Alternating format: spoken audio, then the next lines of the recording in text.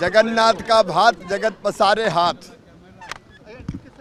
और हमारे किसान भात हो या बाकी अन्न देश में भरपूर पैदा कर रहे हैं, लेकिन मांडिया,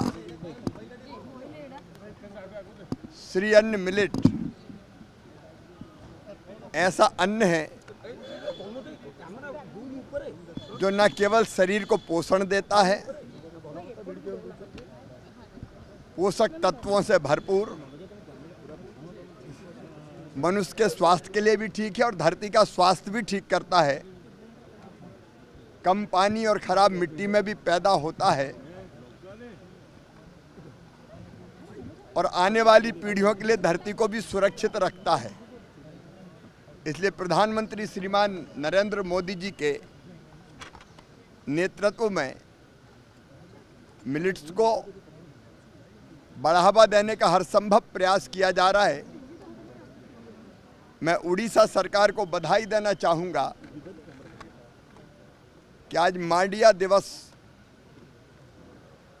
इस मिलेट्स को प्रोत्साहित करने के लिए आयोजित किया है। हमको मिलेट्स का उत्पादन बढ़ाना है, लागत और कैसे घट सकती है उत्पादन में उसको कम करना है, उसके वैल्यू एडिशन पर और ध्यान देना है और प्रचलन में और श्री अन्न कैसे आए, मिड डे मील से लेके लोगों के रोज के जीवन में मिलेट्स का कैसे प्रयोग हो, उस पर भी हम विचार विमर्श करेंगे। अब श्री अन्न का निर्यात भी हो रहा है मिडिल ईस्ट में, यूरोप में, तो निर्यात को बढ़ावा देने की रणनीति भी बनाएंगे। वैल्यू एडिशन मतलब प्रोसेसिंग, पैकेजिंग, ब्रांडिंग, मार्केटिंग, सब पर ध्यान देंगे जिससे किसान की आय भी बढ़ सके। और श्री अन्न के साथ साथ आज मैं किसानों से भी चर्चा करूंगा, किसी हाल में नहीं, खेत में बैठकर।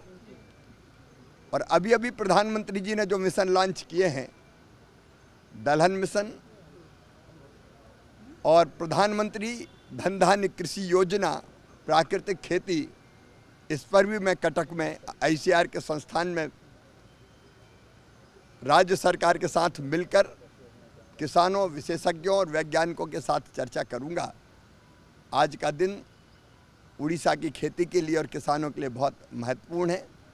मैं फिर उड़ीसा सरकार को, हमारे मुख्यमंत्री जी और विशेषकर कृषि मंत्री जी को बहुत बधाई और धन्यवाद देना चाहूँगा कि वो मिलेट्स को बढ़ावा देने के भी हर संभव प्रयास कर रहे हैं और उड़ीसा में किसानों की आय बढ़ाने के काम में भी लगे हुए हैं। धन्यवाद।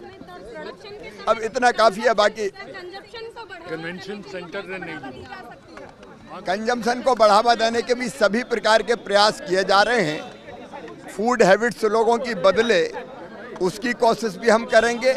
शासकीय योजना और कार्यक्रम में भी श्री अन्न का उपयोग करेंगे और कोई विस्तार से बात करना होगा तो फिर वहाँ करेंगे।